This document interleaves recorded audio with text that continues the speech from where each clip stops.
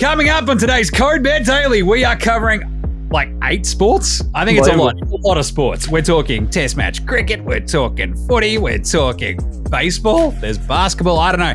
We've got player props, game picks, best bets, everything you want. Stats guy, what's your favourite one? Looking at a India opener in the Test Championship final and then a Rate My Multi. I have a crack at.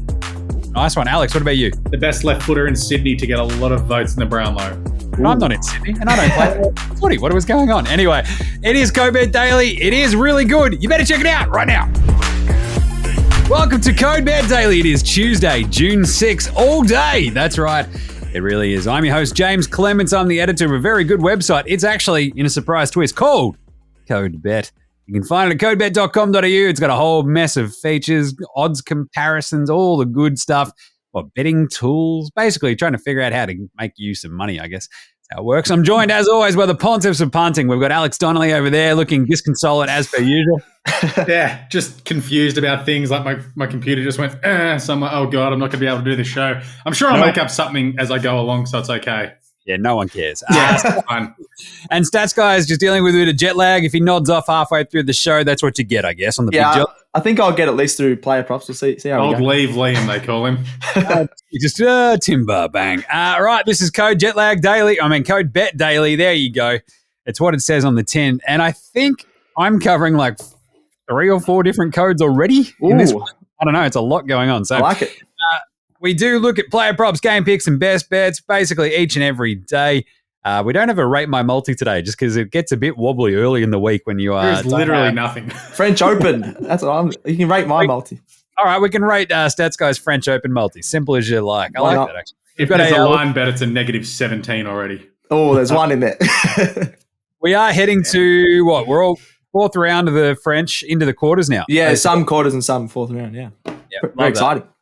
The weird part is trying to figure out where I can watch it on my telly. Stan is the only one, I think. I have these big problems with Stan Sport on my telly, and I'm just pretty angry at it. But either way, let's get into today's show. I'm looking at a little bit of cricket. I mentioned this yesterday. We've got the ICC World Test Championship going on between Australia and India over in England because why not? Yeah. I'm also going to mention some baseball, and I'll have my first blush pick for NBA Finals Game 3. After I got absolutely rolled yesterday. I had a very nice hedge, though, that just got me over the line. So I'll talk about all of that. Might even throw in, I'm going to jump in, I think we've got a bit of AFL there from Alex, and I'm going to jump in with my thoughts, which is pretty good. What about you, Stats Guy? Yeah, some Test cricket as well, as you just mentioned, and then French Open, as I mentioned before, a multi with that. Excellent. Good stuff, Alex. Round out the trifecta talking about the Test match and some AFL with some long turners. Nice one. I think maybe tomorrow's show, which is the Wednesday, that's the day of the Test match. We might just go all Test. Yeah, why not? Why not? Just talk it all down because there's more that I want to dig into with some of the numbers as well. And you sort of look into it, you go, oh, that's not bad. And then you go, wait, why is it like this? And yes. You're digging.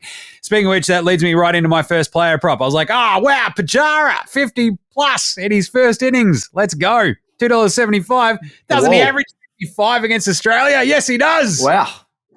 What's he average in England, Stats Guy? I've got no idea. Obviously, I was not going to good. say like 30 or something. Yeah, 20, 30. Okay, that's still decent. No, it's not. It's pathetic. It's pathetic. So then I sort of sat there and thought about that a little bit more. It's like, all right, what is Pujara doesn't mind dominating the Aussies, especially at home in India. Yes, I've had obviously it was like almost 900 runs in 20 matches. That's crazy. A pretty high average. The thing is, do you think that balances out versus conditions? If he's batting in England, does he not like it? Maybe. The 30, he's played a few series there from 2014 through 2022. The tricky part is you go, oof, I don't know. I feel like he loves batting against Australia. So I feel like the 50 plus there. I looked at some of those first innings Indian batsmen bets, and Pujara's the one that stood out automatically just because of his average against Australia. I'm like, cool, love that. And of course, I mentioned Marnus yesterday, the 50 plus, still 225. I'm all over it. Nice. Absolutely all over it. I mean, I think, I feel like we ended the last test with Smith and Marnus. Smithy. Sound like Stats Go with I'm liking it. Smith and Marnus batting out the draw in the last match. Yes. Yeah. That sounds right. But either way, Marnus at 50 plus. I mean, I mentioned on yesterday's show, he's had 2 tons, 500 plus runs and 8 innings for Glamorgan. So accustomed to the conditions already. I do like that. It's like you're playing for a Welsh county side. Oh, I'm very used to England. Then you go to London and you're like, oh, well, I'm just south of the river here in. It's just the same spot. Yeah. A little bit different, but still. So they're my 2 favorite picks, I think, right off. Like just instant reaction. Cool. Marnus, Pajara, obvious ones. Pretty good prices, though. $2.25 for Marnus and Pajara. 50 plus, $2.75. I like that a lot. And that's it for my player prop stuff. Perfect. I think in terms of like NBA gear, I want to give that one more day. So we might go all cricket tomorrow, and I might throw the NBA Game 3 sort of stuff at you as well. Perfect.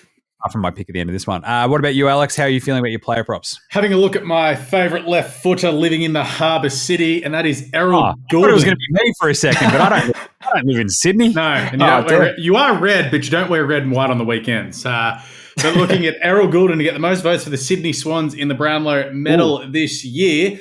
Look, it's been his best ever start to a season so far. Yeah, he's only in his 3rd season, but hey, we can only go off what we know about Errol. And he's just lifted to another level this year. We saw that in the preseason when he had like 8 million possessions and 4 goals against Carlton. Wasn't that really a sign of how Carlton were going to go? Side note, when Errol Gulden had 50-odd touches in a preseason yeah. Look, but he's averaging over 25 a game and just on a goal this season. But as I said, it's gone to another level. You look at the last 3. Swans have won 2 of their last 3. Yeah, 39-2, 24-1, and 21-1. And as I said, Swans have won 2 of those 3. And then you probably think he's probably going to get 2 or 3 votes for that 39-2 game against Fremantle. Yeah, the Swans lost by 3 goals, but he was just so above and beyond what everyone else did on that day. Maybe Luke Jackson could get 3 if they're sort of 3 or 2, either of them. But then you look at the game against Collingwood, he had 37 and a goal. He was everywhere. He's got to get at least 1 vote there. And Chad Warner's the current favourite at $1.50. He's been good, but he's dipped a touch. He had a couple of good games, a couple of meh games. And you look at Warner, he had an average game against Melbourne when the Swans got smashed. No one from the Swans is going to get a vote. He had an average game against Geelong when the Swans got smashed. No Swan player is going to get a vote that game. Looking at also coming up ahead, also you think the injury list for the Swans, hopefully, as a Swans fan, is starting to curtail. Callum Mills due back in soon. And you also look at that spine of McCartan and Rampier also due back soon. It just creates roles for other players. So it'll free up the Lizard on the halfback flank, which could also free up Errol out on the wing. Also, Lizard has the longest current AFL contract. Oh, I can't believe that. Yeah. That's crazy. Well, Stats Guy, you signed Jared Polek for 8 years at $7 million. Well, that's my point. I mean, we got rid of him, so hopefully the Lizard doesn't he's probably only on like $600 a year, and it gets him through 2 CBA deals. Interesting, yeah. Averages aren't bad. But anyway, back to Errol. For $5 for a bloke who averages 25 and a goal this season, and he's going to get a lot of votes, you would think. It seems to be sort of him and Chad Warner, and, depending when Luke Parker pops up and has an awesome game as well. I think $5 for him to get the most votes for the Swans against $1.50 Chunley is a good bet. Yeah, the Chunley one being so short was a bit of a surprise because he hasn't been great. He's had like 3 or 4 games where you're like, he's been fine. I think his peak is like slightly higher. Maybe, his best is better than Errol's, but Errol's a bit more consistent. A body of work where it's like, okay, Chunley will get 3. Yeah, not much. 3, whereas Errol could go 1, 2, 1, 2, 1. Yeah, I agree. Yeah. Yep. I just have to sing the song. Whoa, Errol, votes for you're getting for Sydney. I love it. That's great. Whoa, Errol, most Brownlow votes for Sydney. I love it. This is great. I'm just all on the Errol train now. Whoa, Errol. You're on the Errol going around at the moment. Only one, but I mean, look, God bless Chunley Warner. We love him here on We do love him, yeah. But he's a bit short, yeah. He doesn't have a song. Right. What about you, Stats Guy? What's your player prop? I don't think either of my guys have a song, so we'll have to work on that. But the Test Championship final, Australia-India, as you were just talking about, James, I'm looking at 2 of the openers, Rohit Sharma and David Warner. On Bet365, you can do a head-to-head bet where it's Rohit Sharma versus David Warner for the most runs. So I don't know how they're both $1.90. I've just got to lean on Sharma here. Warner's struggling. He's only got 100, no 50s in the 2022-23 season, averaging 9 since the start of 2023. In that time, Sharma's been averaging 40 runs, so clearly a lot better in the last year or so. Warner averages 22 against India. Sharma averages 35 against Australia. That does help when we play him in India and he dominates. But his second best, he's the best away country to play in, Sharma, is actually in England. So he averages 66 in India, which is unbelievable. But then second to that is in England, where he averages 42. So he doesn't mind the conditions, as you were talking about. Pujara, his other opening partnership, sometimes struggles in India, but Sharma sort of keeps it close to that average at 42. I can't trust Warner at all in this opening test. There's a lot of pressure on him. I know in the past he sort of lifted when the pressure's on him, but I just can't trust him. A lot of pressure after the things he said, saying he's going to retire in 8 tests when I don't think he's going to make it there. Sharma, India's captain, I think he's going to lift for the final. I'm not sure if India will get over the line, but I think Sharma can get them off to a good start. So Sharma more runs than Warner at $1.90. I was surprised it was that price. So just that head-to-head against Warner, Bet365, get on it. Not bad. I like that a lot. As soon as you said, a versus against David Warner, I'm like, who's the other bloke? Oh, Sharma, done. Yeah, Sharma. Yeah, well, you could do it against most Indian players the way Does Warner's it feel playing, but bad and un-Australian that we're like, oh, God, I hope David Warner gets 2 ducks and has to retire straight away before the Ashes? I don't hope that. I think he will, but yeah. That's just what the most likely outcome is. Yeah, I hope he makes a couple hundred. Surely the attack is on Warner. Okay, you come around the wicket, angle the ball at him and duck away late, and you'll just nick off every time. Yeah, that's what Stuart Broad's done too. So literally. Yeah. I think the simple idea of I'd rather him score a couple of tons in his one game. That'd be awesome. But his performance hasn't. Just don't know if he's going to do that. Yeah. I wouldn't mind if he got dropped, to be honest. I don't think he's been in form for 2 years. True. Made a double ton, but that's and then nothing other than that. Yeah. Against South Africa, whose stats guy could have slapped all over the MCG. My best against South Africa is only 90, so that's right. Yeah, see, there you go. My average is only in the 60s against South Africa. Yeah. Right, match game picks. Easy one for me. I'm just going to go a bunch of, obviously my pick yesterday was the India top openers. We've literally just, laid out the case again for that, and I think we'll mention it again tomorrow. I still love that one, though. Just that top order, I just really worry about Warner. Yeah, agreed. In England, ugh, gross. But anyway, some baseball. I mentioned this one. I hit on San Diego yesterday and how they were going to go against Cincinnati today. Interestingly enough, I've got San Diego and Cincinnati again, but in different games because those series are finished. Seattle and San Diego. I love the Mariners. The under 7.5 runs in this one is $1.95 with Bet365. You might go, well, geez, that's because they don't score many runs, man. And you're like, well, that's about right because the 29th for San Diego at the moment, 19th for Seattle away. Seattle are 19th in runs per game. San Diego are amazingly 24th, which is crazy when you look at their lineup. But the one that you're like, the under should hit then if they're not scoring runs. And you go, hang on a second, what about these? What about the pitchers on the mound? Logan Gilbert. I'm like, yes, give me some unders with Logan Gilbert. He's gunning it. And then I'm like, wait a minute, he just got shelled by New York, didn't he? And he did. Problem was, he was good against Oakland and Atlanta in the games before that in his 2 starts. And Musgrove starting for the Padres. He's been awesome over his last starts. His ERA is over 4.7, which is, pretty high. But so Gilbert's at 4. You want that substantially lower than 4, especially if you're going to go the under. But I just feel like both these teams in San Diego, Seattle, Gilbert's a really good pitcher. I love this under 7.5. Boom. Flip side, we're going over in Dodgers Cincy because this is basically if you want the Dodgers because they just crush lots of runs. It's very, very, very easy. They're the best away team in the MLB for scoring runs. The best. The over-under is 10.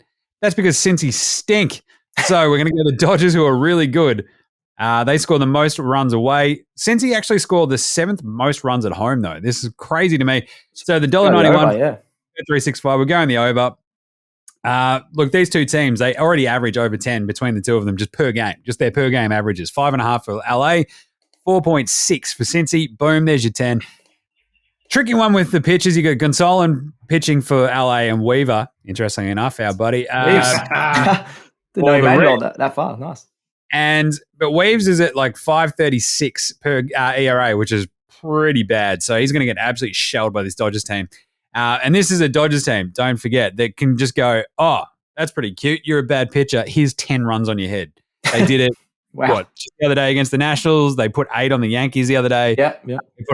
They put 10 up in a losing effort against the Rays, which is crazy.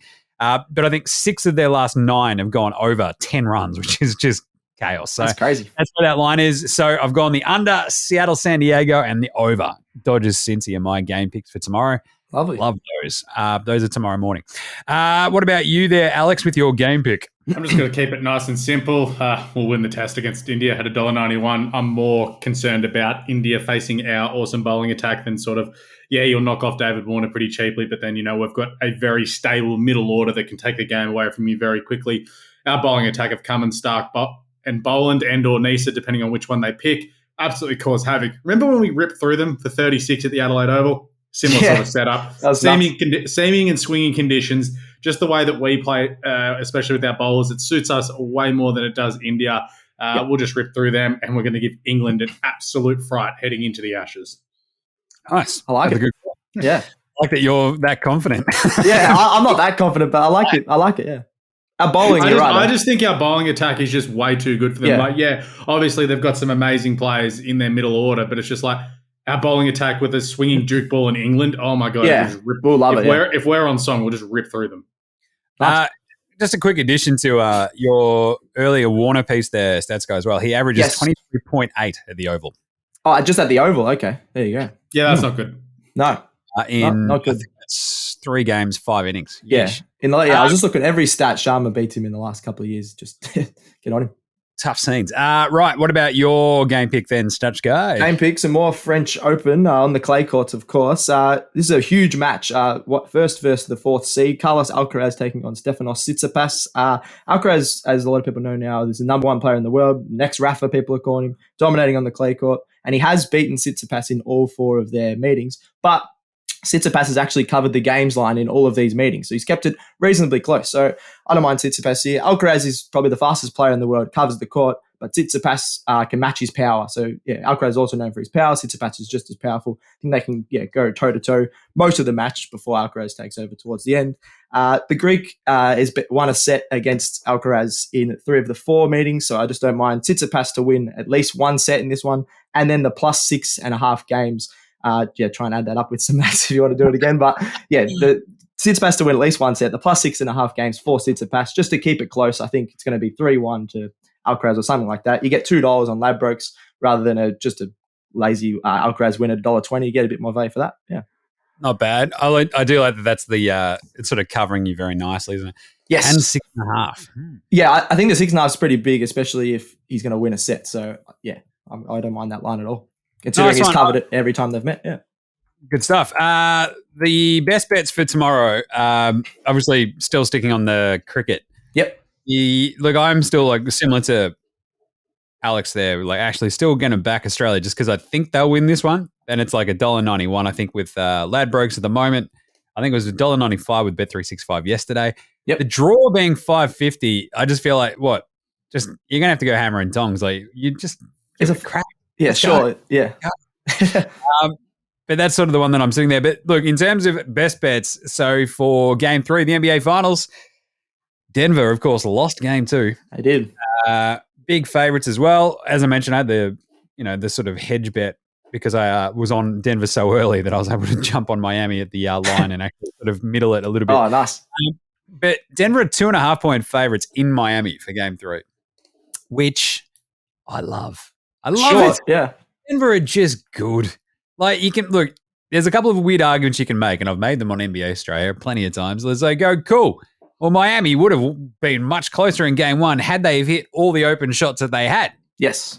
And then they did in Game 2 and they won the game. They're not going to shoot the lights out like that every game. Sure. They shot 50% from 2 in Game 2. I have 50% from 3 in Game 2. Yeah. And I feel like Denver, Michael Malone isn't Mike Budenholzer, the coach of the Milwaukee Bucks. He will make some adjustments. They've gotten really good looks from 3 the Heat.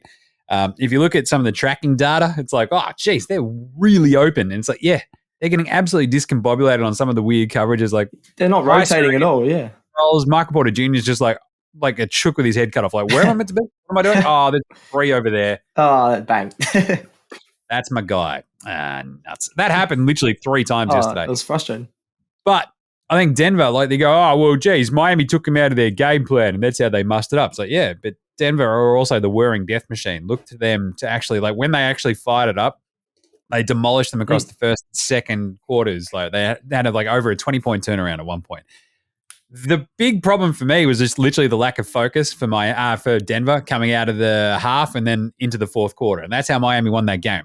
Denver was still up 9 going into the fourth. Yeah. And then Miami dropped 10 points on their head thanks to just old Jimmy Neutron himself. Yeah, he does look like Jimmy Neutron.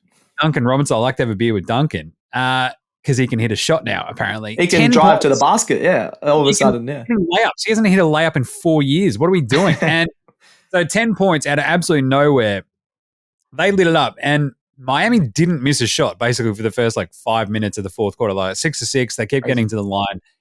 I just think the upside's still there with Denver just to go, no, it's cute. We're not great on the road, but we did close out the Lakers in 2 straight games in LA. We beat Phoenix in their house to close out that series. Our road record against the line this year wasn't amazing, but it was still average, which is fine. Yeah. Especially against the line, right? So Denver -2.5. I just feel like the upside is there with them. Otherwise, if you don't really feel great about that in terms of a best bet, I absolutely love the Nikola Jokic assist numbers because he had 53 points, you might remember, in a loss to Phoenix back in the second round, stats guy. Yes. And he turned around and had 12 assists in the next game. And they won that. And so he had 4 assists in this game too. Sort of chops and changes, doesn't he? Yeah. And I feel like he had 41 points in that. They turned him into a scorer. If you ask Coach Eric Spoelstra, that's a lazy, dumb, bad question. You don't know basketball. It's well, but you did. You did. That's what I was thinking. Yeah. You did. You turned him into a scorer. So I expect him just to fire up the whirring death machine and go for the 12 plus assists for Nikola Jokic, $2.35. Oh, I love it. I think he's just going to go whoop over there, turn into giant Serbian Magic over Johnson again. The 12 plus is good. I don't even mind the 14 plus, which is $3.90. In terms of 14 plus, he's gone over that. He went over that in game 1 against the Lakers. He hit the 14 plus in game 1 against Miami. He's done it once against Phoenix, and he didn't top it in the first round against Minnesota. But the fact that he's done 14 plus already is 3 times is chaos. So I don't mind that 14 plus, but I love the 12 plus. So I'm leaning on the Joker, the best player in this series, to be good in a surprise twist. One of the best players in the world, yeah. Why not? The other side, the other one that I'll probably dig into is how much you want to believe in Jimmy Butler. He's been pretty quiet so far. Does he have a massive game at home? That's the only one that could trip up that line bet. Just saying. Right, Alex, best bet. Port Adelaide to win the minor premiership in the AFL this season. Best team in the AFL at the moment. Just got to watch the way that they're going about it. Butters, Rosie, Jason Horne-Francis, we keep talking them up. They're exciting. They're awesome. They're phenomenal to watch. They kicked 16 goals in a half of football the other day. That is absolutely unbelievable. They're also doing it without Charlie Dixon in the forward line, so that's some strength to come back into their team. Utterly flying. Now, you look at their remaining games for the season. 5 more games at the Adelaide Oval. We've got 2 games at Marvel. Now, the important thing about Marvel, as we've talked about, is they have won their last 9 at Marvel. Their games at Marvel are against the Western Bulldogs and Carlton. Kind of expect them to win probably both of them, but you say out of those 7 games, the 2 Marvel and the 5 Adelaide, you say they win 6, which the way they're going, that's legitimate possibility. Because there is a game against Collingwood and Geelong at the Adelaide Oval as well. So that has them at 16 wins. But then you look sort of where else? You think they'll probably knock off Essendon, and they're probably every chance of beating Fremantle in Perth the way that they're going. And that, gets you between sort of that sort of 16, 17, 18, potentially even 19 wins if everything goes to plan. And I've said Collingwood are winning, but I don't think they're going great at the moment. I feel like they're going to slip up soon. There is every chance they slip on the banana peel this Monday against the D's. They almost did against the Eagles, yeah. Well, that's it. Which is you've got to go into that. If Andrew Gaff kicks that goal, there's every chance the West Coast pull it out of their backsides and get really close and scare them instead of the 60-point loss. Go back to when Andrew Gaff missed that shot. Collingwood go down the other end and kick a goal and then just do cartwheels and win easily. But yeah, Collingwood aren't going great. They're amazing. Their best is way better than anyone. But I think $5.50 compared to $1.70 for the minor premiership, especially Fortress Adelaide Oval, happy to back that. And if they can knock off Collingwood in a couple of weeks at the Adelaide Oval, I'll be feeling pretty good about the $5.50. I do love that you're just West Coast really put a scare into them if Gaff had to kick that one goal. They then just demolished them. Yeah, but I'm saying is if they kick that goal, it's down to 9 points after it was 40-3 at one point. They then still kicked they still kicked. But it's a momentum kill. Andrew Gaff can't kick 30 meters for some ungodly reason, and Collingwood go, "That's cute," boom, and then it's just all the West Coast crap. Yeah. I think you brought a point though of Collingwood being beatable. We're seeing they did this last year is the only thing though where Like even we almost beat them, and then the last quarter, that's what I mean. They probably should have lost to Gold Coast. They probably should have lost to you. There was a game against, I think it was Richmond as well. Year. Yeah. Even Adelaide when Adelaide were going terrible. Like they're beatable. Just get over one, yeah. If they bring prime Collingwood, which was round 2, ironically enough, against Port Adelaide, no one's going to beat them. Yeah, but the way Port are going at the moment, I'm happy just to take the odds. Good value, yeah, I like it. The broader point is simply, the value is great for Port to win the minor premiership because the simple idea of like Collingwood having just that idea that they are beatable, just on the occasion, it could trip up. Whereas you look at Port, they feel like a bit more of like just a solid sort of like week in, week out proposition. I'll pay it. That's pretty good. 550 is awesome. Bet 365. That's good. Love it. Nice. What about you, stats guys? This Rate My Multi. Yeah, I haven't been around for Rate My Multi, so why not? I'll jump on it. Jeez, go on. I don't know the song. It's literally Rate My Multi. Oh yeah, I've heard of it. I just thought you sing the song. I've heard of it. Have you listened to the show and supported your workmates? I thought Jim was going to sing the song. All right, let's start the stats guy for Rate My Multi. Oh, like that. There we go. All right, French Open Multi. I'm looking at. It's in the paper today. If you want to check it out. -7. I'm looking at first leg is Alina Svitolina taking on Arina Sabalenka. We've loved Sabalenka on the show in the past, won the Australian Open, of course. Sabalenka is 13-2 on clay this season and a powerful forehand. I think Svitolina is dropping in the rankings. She's actually just coming back from injury. I think Sabalenka can absolutely tear her apart. So just Sabalenka head-to-head is that first leg. Then I talked about this on the show yesterday. They're playing tonight. Karolina Mitrova taking on Anastasia Pavlyuchenkova. Pavlyuchenkova finally healthy. She's really low in the rankings, but she looks really good again. Has beaten Mitrova in the last 2 meetings on clay. So I'm just going to take Pavlyuchenkova head-to-head. I think she's even $2.50 now. So even jump on that if you see her head-to-head. And then Carlos Alcaraz versus Stefanos Tsitsipas. I just talked about this. Although Alcaraz has won the last 4 meetings against Tsitsipas, Tsitsipas has covered the games line in all of these meetings. So I'm just going to take that plus 6.5 games for Tsitsipas as my third leg. Then the last leg, the Joker, Djokovic has won the last 7 meetings against Karen Khachanov. Now, Khachanov is now in the top 10. I just think, just head-to-head, Djokovic, I think it's only like $1.10, but just to round out a multi.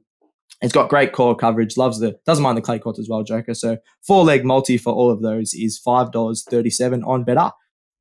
I'll give that an 8. I'll just ding you because Karen. Karen Khachanov,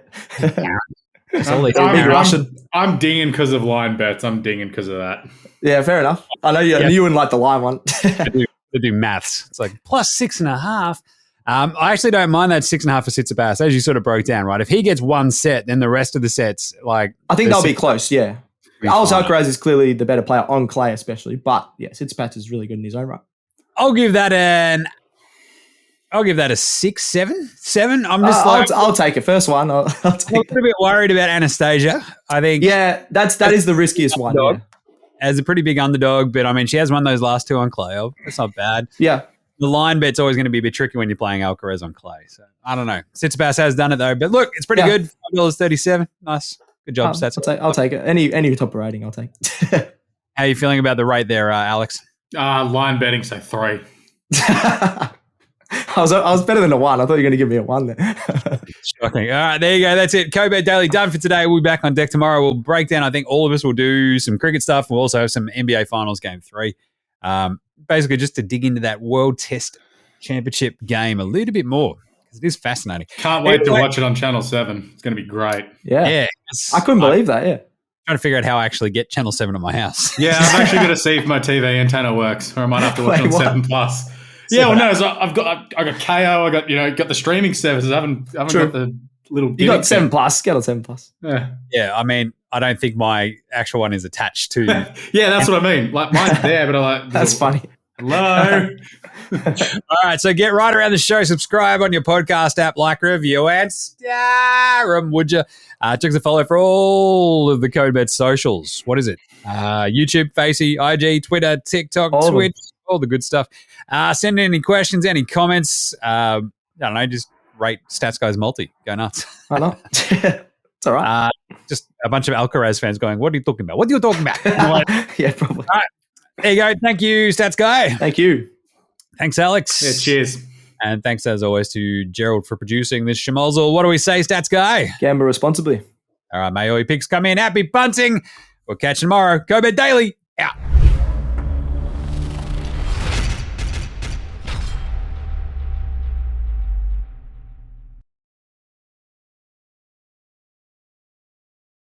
What are you really gambling with? For free and confidential support, call the number on the screen or visit the website.